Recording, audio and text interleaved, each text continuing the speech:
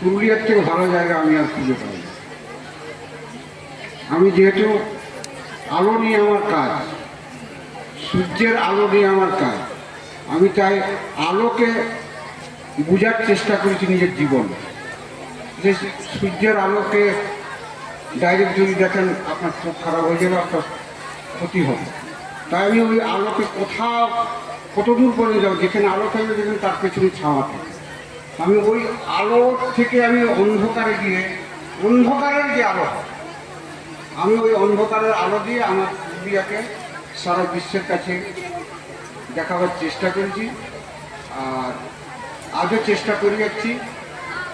আমি যখনই বার হয় পুরুলিয়া কিছু না কিছু জিনিস পাওয়া যায়, ডেলি একটা কিছু ডিসকভার হয়। আমি বিশ্বের অন্যদিকে যাচ্ছি না, আমি যেটুকু পুরুলিয়া দেখেছি সেটাকে আমি পুরুলিয়া দেখাই। আমার আছে ফেসবুকে, আপনারা গেলে সব কিছু পুরুলিয়া দেখতে পাবেন। তো আমি আমার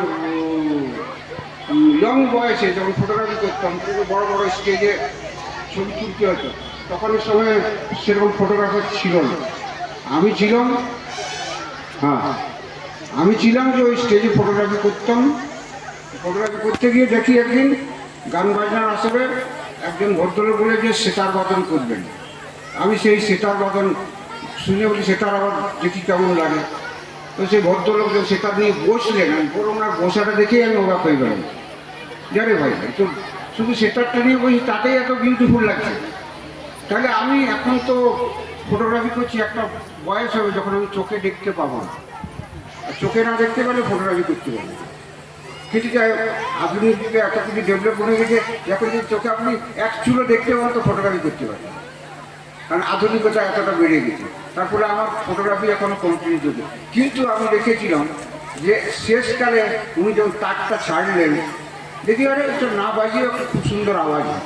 তো আমি আপনাদের কাছে সেটা বাদন করে শোনাতে আসিনি, একটা আবেদন করতে এসেছি যে পুরুলিয়াতে এক সময় ঘরে ঘরে সেটার প্রায় ছিল আর চর্চা হতো, কিন্তু আজকের দিনে পুরুলিয়ায় সেটার প্রায় শেষ। আমি একজন চেষ্টা করে কিছুদিন আগে হার্ট অ্যাটাক হয়ে এমন একটা অ্যাক্সিডেন্ট হলো যে আমি মেমোরি লেস করেছিলাম। তখন ডাক্তার আমাকে সাজেস্ট করলো যে আপনি এটা ইয়ে করুন, এটা করাতে কী লাভ হয়েছে সে ডাক্তার বাকিকে। দেখুন এখানে আপনার যারা বয়স্ক একটু হয়েছে, তো বয়স্ক লোকদের দেখুন গায়ে হাতে পায়ে ব্যথা থাকে। তাই যদি আপনি আঙুলে যদি ইয়ে করেন, দেখুন খুব সিম্পল জিনিস, এইরকম দেখুন জাস্ট এইটা যখন আপনি এরকম করবেন, দুটো এইটা আঙুল 10 বার 20 বার 30 বার বয়স্করা, তাদের গায়ের হাত পা যত রকমের ব্যথা আছে সমস্ত ব্যথা শেষ হয়ে যাবে। তারপরে আপনি করবেন তিনটা আঙুল, তারপর করবেন দুটো আঙুল, তারপর করবেন এটা একটা আঙুল, তারপর করবেন 4টা আঙুল।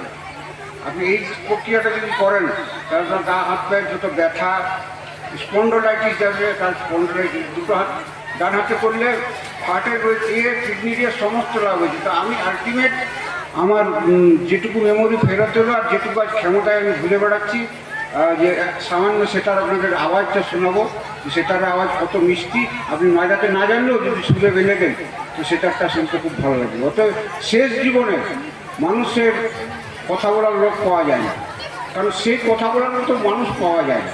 তার জন্য আমি নিজের সাথী হিসাবে এই সেটারটা বেছে দিয়েছিলাম, কিন্তু আজ ওই সেটার আমাকে বাঁচিয়ে রেখেছে।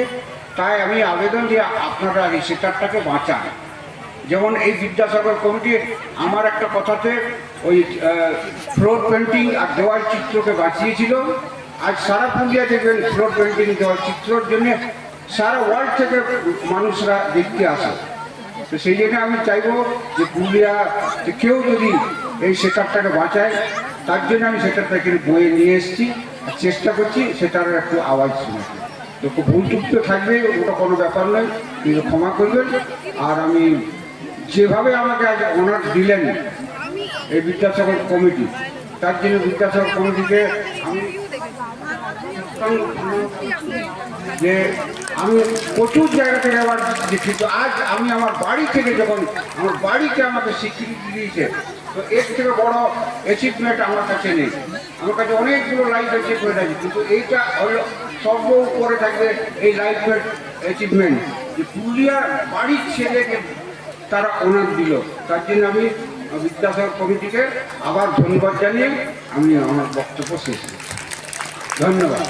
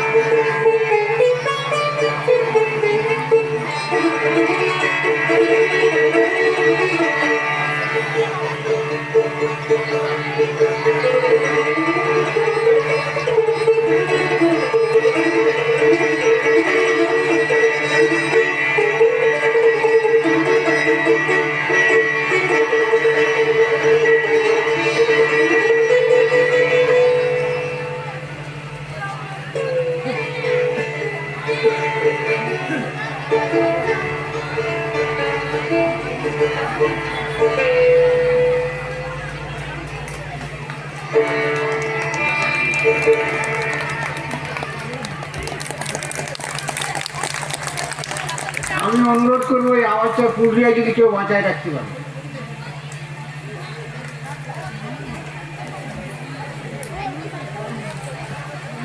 মাননীয় শ্রীযুক্ত মহাদেব বাড়ি মহাশয়কে তার মূল্যবান বক্তব্য ও তার যে সেতারের সুর তার জন্য আমরা বারে বারে বিদ্যাসাগর মেলা কমিটির পক্ষ থেকে অসংখ্য ধন্যবাদ জানাই, শ্রদ্ধা জানাই। বেঁচে থাকুক শিল্পী, বেঁচে থাকুক শিল্পীর সৃষ্টি এবং তার সাথে সঙ্গীতের সুর। আমি বিদ্যাসাগর আবাসিক বালিকা বিদ্যালয়ের প্রতিটি ছাত্রীকে বলছি, এভাবে